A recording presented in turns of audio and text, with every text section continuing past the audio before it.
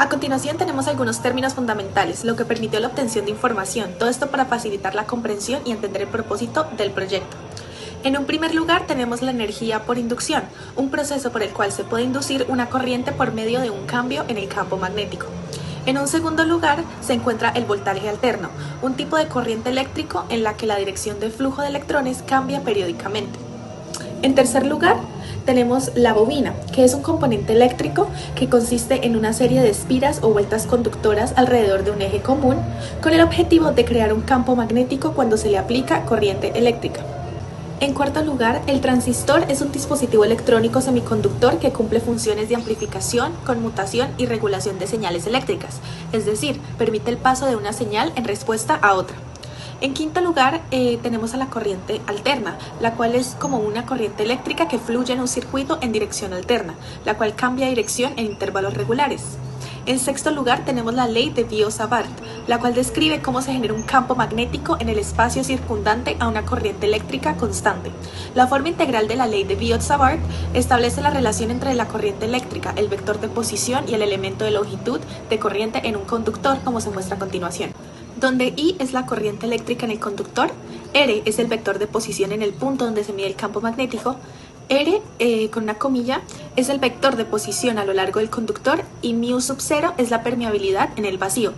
Por último, un campo eléctrico es una región del espacio que rodea una carga eléctrica y ejerce fuerzas eléctricas sobre otras cargas en esa región.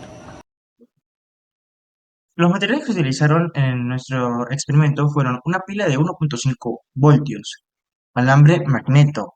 También se utilizó un transistor 2N222. Se utilizaron dos cables, una resistencia de 10 kilo ohms y cualquier material circular de 5 centímetros de diámetro.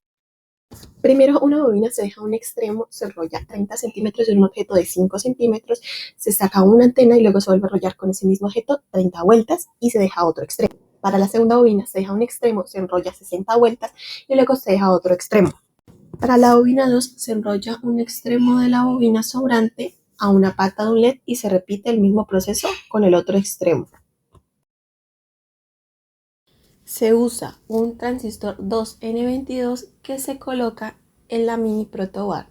Luego, una resistencia de 1 kilo ohm se conecta a la base del transistor y que llegue a la otra placa del protoboard. Luego, un cable azul se conecta al emisor del transistor y que también llegue a la otra placa del protoboard. Un extremo de la primera bobina se conecta a la base del circuito. La antena, que es el extremo de la mitad, se conecta a otro punto del protoboard y el otro extremo se conecta al conector del transistor.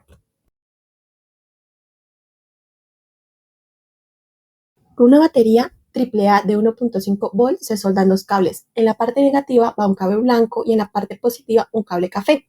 El cable blanco se conectará al cable azul, que a su vez se conecta al emisor, y el cable café se conectará a la antena de la mitad de la bobina 1 para así cerrar el primer circuito. Finalmente se acerca la bobina 1 y la bobina 2 en que coincidan los dos extremos y así se enciende el LED cerrando el circuito y haciendo energía por inducción.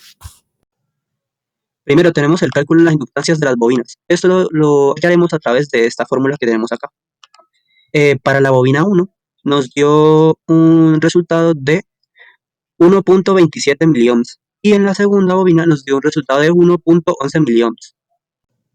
Para hallar el cálculo de la inductancia mutua, estamos utilizando esta ecuación que vemos acá y el resultado que nos da es 1.187 miliohms. Ahora vamos por el cálculo de la corriente del transistor. Para esto utilizaremos estos datos de acá.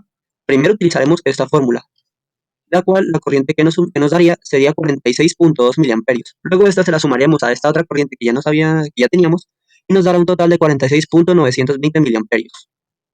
Acá tenemos el cálculo del potencial final de la bobina 1. Para esto primero utilizaríamos esta fórmula de acá, la cual nos dará una corriente de 0.429 amperios. Luego utilizaríamos esta otra fórmula de aquí y esto nos dará 0.644 watts. En esta sección tenemos el cálculo del campo eléctrico que se siente en cada una de las bobinas. Para eso utilizaremos esta fórmula de acá, que nos daría un total de 4.318 militeslas. Acá tenemos el cálculo de la fuerza electromotriz de la bobina 1. Para esto utilizamos esa fórmula para hallar dicho cálculo. Y este nos dio 0.632 milisegundos.